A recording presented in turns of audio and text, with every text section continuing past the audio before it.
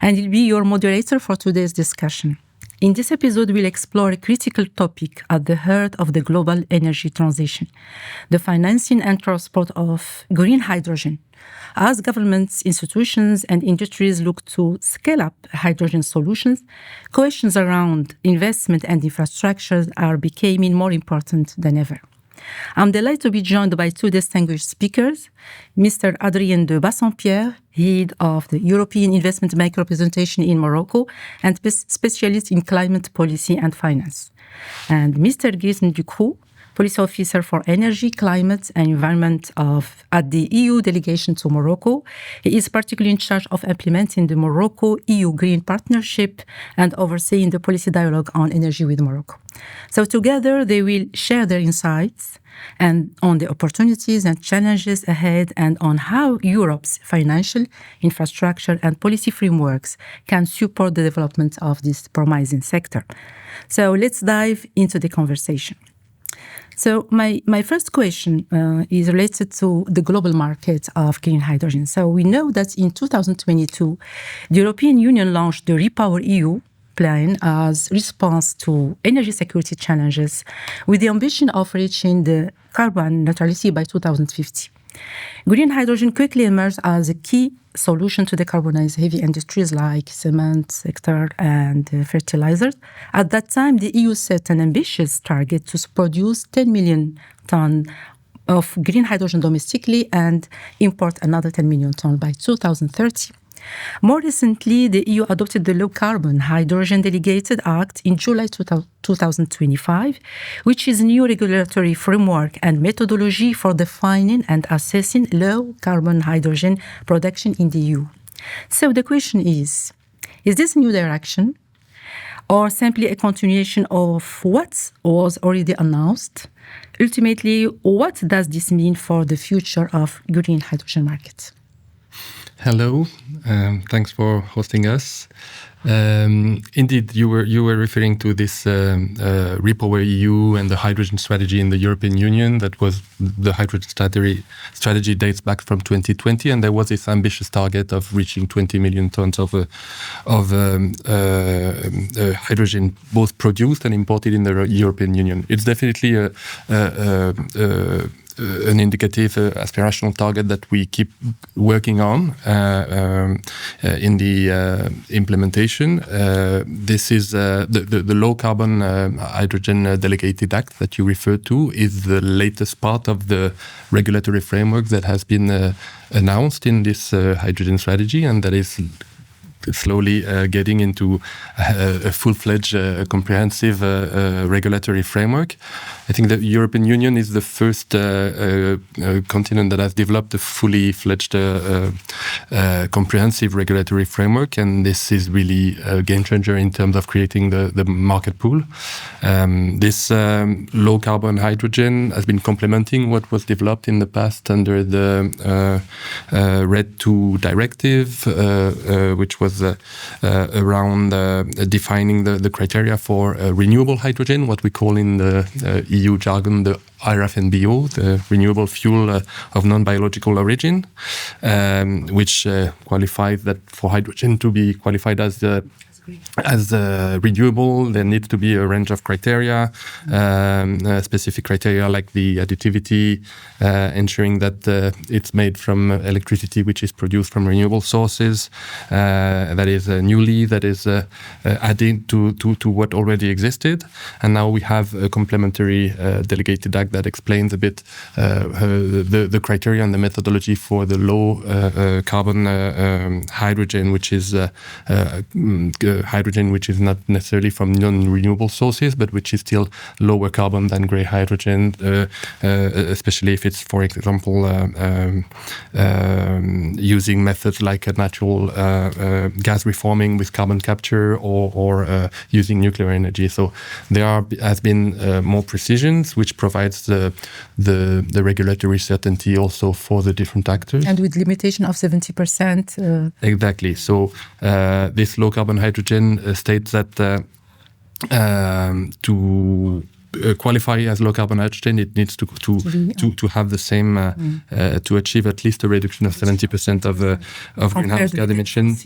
Exactly, and this is part of the work that the European Union has been conducting to create the conditions for setting up the market. This is also complemented by some binding targets for the industry, for the transport sector, to really create the conditions for the demand to take place. Now, you mentioned these ambitious targets of the 20 million, which is probably not exactly on track to be achieved, but it remains the trajectory, and we need to work on how to ensure that the market exists. And there is a new initiative also that was recently launched in this regard, which is the hydrogen mechanism, which was launched in July 2025, which is exactly trying to support this idea of creating the market. We've put in place this regulatory framework. There've been work on infrastructure, on the financing for production to scale up, but we also are noticing that it's not getting at the level of the targets we would have wished by 2025. So this mechanism is expected to better connect demand and supply of green hydrogen, so producers and consumers. It will take the form of an IT platform, and all the stakeholders that are either producing or that are demanding hydrogen products are welcome to register into it, and that applies also to stakeholders that are in third countries like Morocco. So companies in Morocco are I invite them to join also this, and this should help in providing some more transparency in the market and to better connect the demand and the supply of green hydrogen, because we know there have been sometimes difficulty for some of the producers to find offtake. And just to end on this regard, it's important that this take place, and it will also provide some information for the European Commission in terms of better analyzing the market, better finding, and also adapting the financing needs and the infrastructure to the reality of the market. So are there any requirements to register in this global platform? No, you need to have to be either a producer or a requester of renewable hydrogen or low carbon hydrogen and its derivative, ammonia, methanol, eSAF. So there are a range of products that you have to select, and then there are a range of information that are requested from yourself, and then there will be call of interest. The first one will be launched in September 2025 to try to connect this. Okay.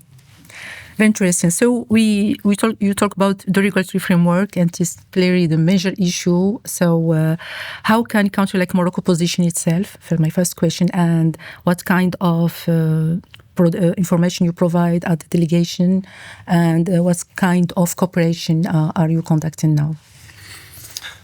Indeed, as I mentioned, there have been a lot of work put into setting up the EU regulatory framework, and we've been engaging also with Morocco and Moroccan stakeholders in informing and exchanging on what is in this regulatory framework. This has taken place in the context of the EU-Morocco Green Partnership, which is the comprehensive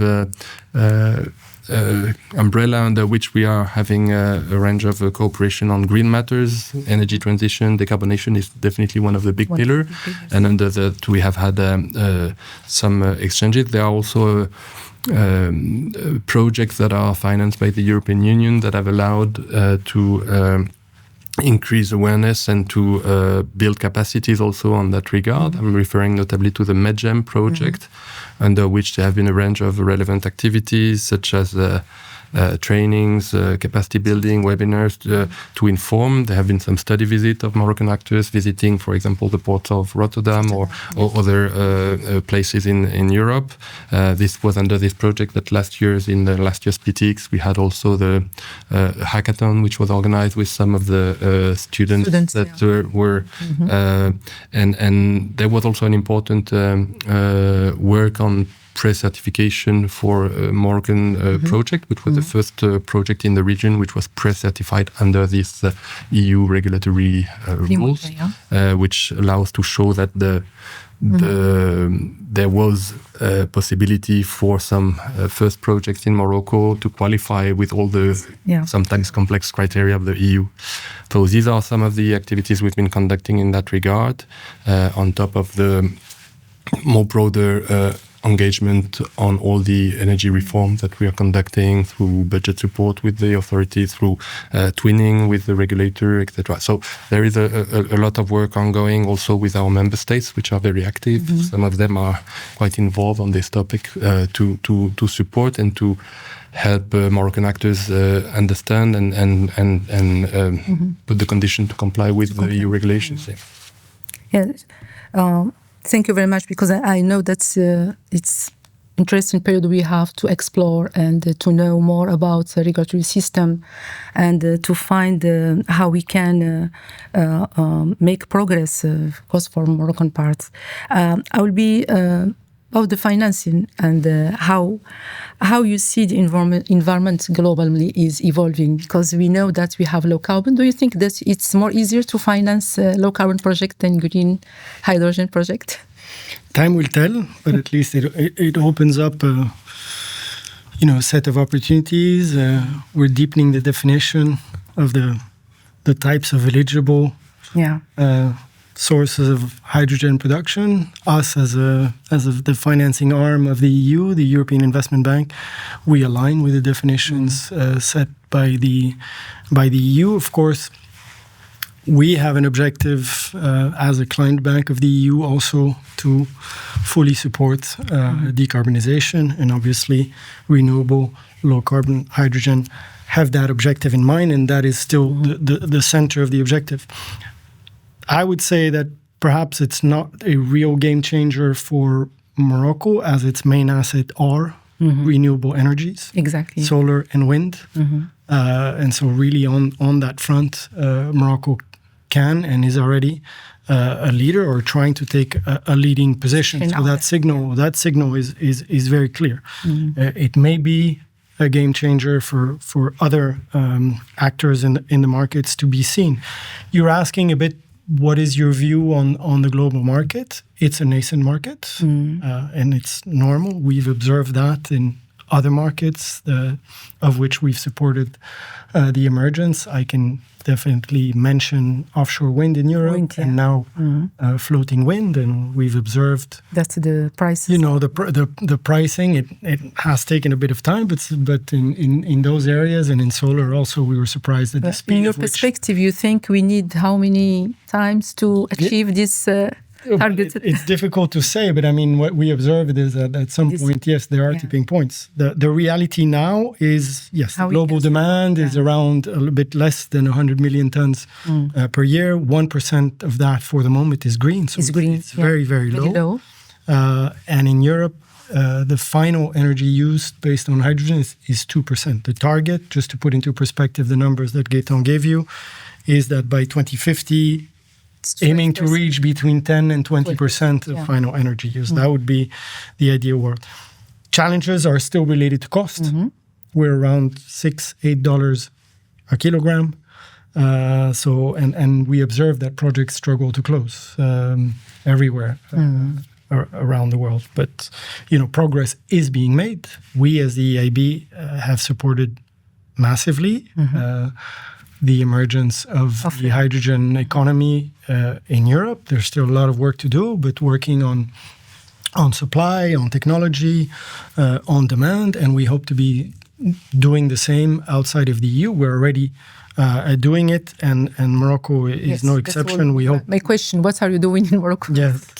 Well, I mean, in Morocco, like we are in other parts of the world, we're available to support the emergence of this economy, both from the public sector side, and there are infrastructure needs, and the public sector will need to step up to shoulder the risk. Already a lot has been done, of course. I mean, we have an Offre Maroc, a Morocco offer that is really positioning Morocco, providing certainty in terms of regulation, in terms of signal for investors, but there are indeed additional needs in terms of infrastructure that needs to be provided.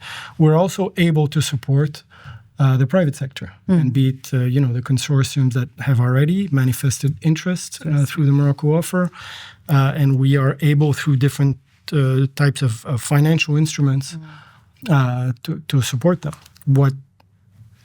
As EIB, we do have a question mark as the need or not for what we call reference projects or demonstration projects that with the support of Moroccan authorities and the private sector, we could develop potentially a little bit also with subsidies either from the EU or from EU member states, and to be able to provide assurance to some of the investors developing large-scale reference projects, and to be able to de-risk and provide that signal. So this is something that we've expressed interest in being able to support here in Morocco. You were talking about the conditions. I think Morocco is well placed. We all know the assets of Morocco, renewable energy, its proximity to the EU, the fact that it has an anchor investor as 𝗪𝘂𝗍𝗄𝗏, but also potential in the industry to be decarbonized. We talk about steel a little bit. So these are elements that position Morocco very strongly. Now, still needs in terms of enhancing regulation. Gaëtan talked about certification. I would add carbon accounting to go deeper there. Providing carbon signals, also doing the necessary to make sure that low carbon or renewable hydrogen is competitive from a cost perspective. And there are things that can be pushed. We said good use of subsidies, coming either directly from Morocco or from abroad. Long-term contracts, that is the big challenge. Just for everyone. We understand that, but hopefully, this hydrogen mechanism can help. But it's true, it's a bit of a chicken and egg problem. Like it's the same, And then I mentioned it, public-private partnerships. I think there's a big role for that in the emergence of this economy. We're doing it and close to doing it potentially in Morocco as well, but we've just financed or approved a project for the production of green hydrogen and fertilizers in Paraguay. So that was our latest project. But we have projects in the pipe also in Namibia, in South Africa, in Chile, and Brazil. And definitely, are they at scale or just pilot projects? No, they're relatively big here. Okay. The latest two that we've approved in Spain and in Paraguay, just to give you an idea of size, is 200 megawatts of electrolyzers. That's Spain, and 110 megawatts of electrolyzation in Paraguay. So they're not small projects. They're already relatively at scale. Okay. Yes. So as Morocco is targeting export market for green hydrogen, we know that transport is very important and infrastructure. So I don't know if there is some discussion with Moroccan parts about how to create more interconnection between Europe and Morocco, just to facilitate this transportation with the requirements, because we know that the pipeline should be respecting some requirements. So are there any discussion on that point? How can we facilitate the transport? Because export market is relatively related to Europe, we know. And how can we enhance connections and infrastructure between the two parts? I think at this stage there are still different options to be explored regarding how this production of hydrogen based in Morocco can be exported. Indeed, the EU is probably one of the lead markets that Morocco is expected to export to. In the European Union, we have had some investment into hydrogen pipeline network. There are ongoing work under the 𝗫𝗁𝗫, which is the Trans-European Network of energy, to allow for repurposing of some former gas pipeline into hydrogen pipeline. So we are investing into creating this backbone there are different options that will need to be explored in terms of using interconnecting at some point potentially the pipeline to the European Union, or using the ports infrastructure that are to export green ammonia. We know that some of the projects that are now being identified under the offre Maroc are situated in locations close to ports.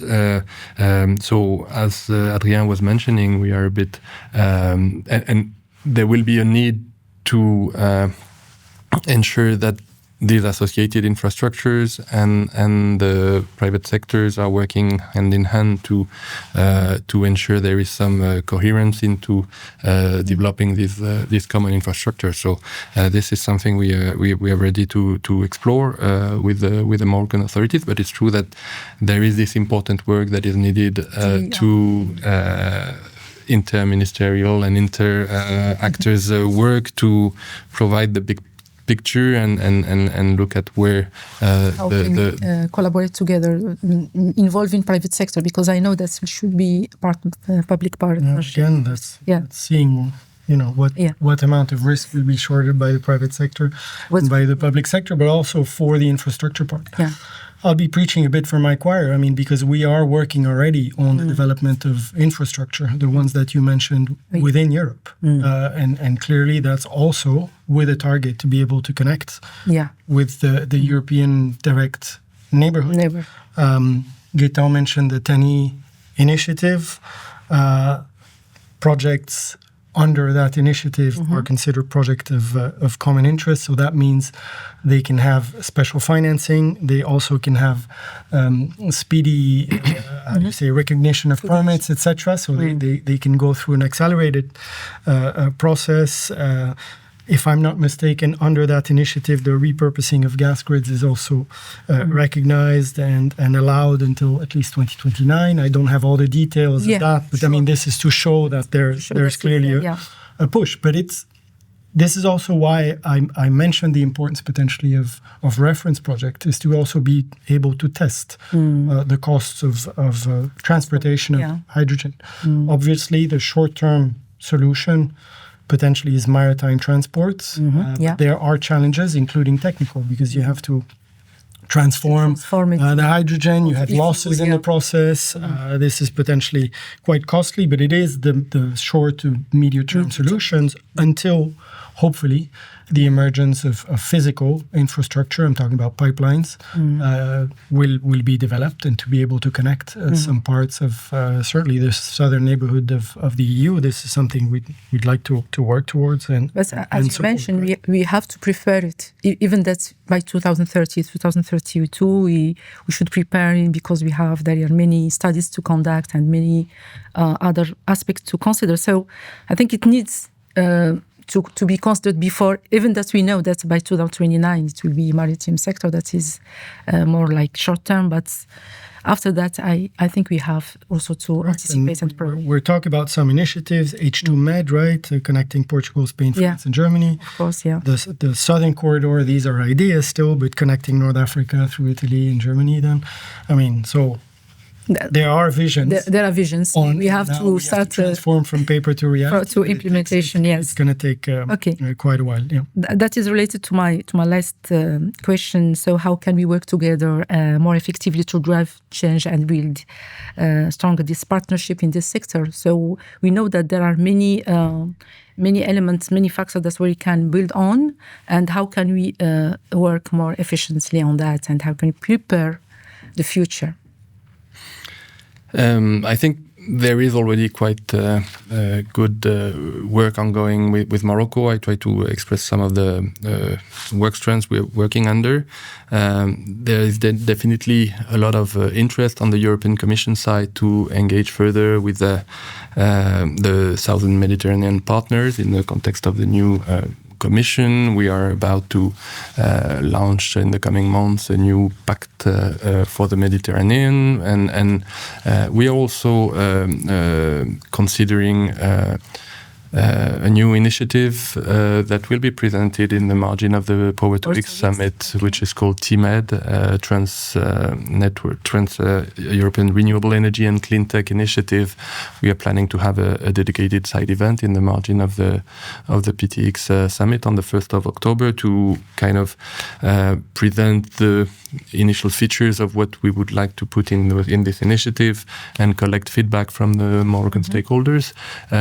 This is expected to really accelerate investment into renewable energy with our partners.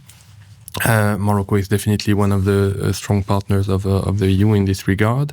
So this is one of the track that we will follow, that will be looking at investments, acceleration, infrastructure, skills needed also. So there will be additional work in that regard in this initiative, which is expected in the first part of 2026, but under which we are starting to work. That I would say this is one of the track that will further enhance the cooperation we're having, and yeah, we need to clearly engage on a very regular manner with all the stakeholders. You mentioned private sector actors that are expected to play a growing role also in this green hydrogen development, but also the different part of the Moroccan administration that have a say in the Morocco offer. So it's a challenge because a lot of people need to talk to a lot of people, but we are here in Morocco and ready to further engage. Okay. Thank you. You want to add something, Jan?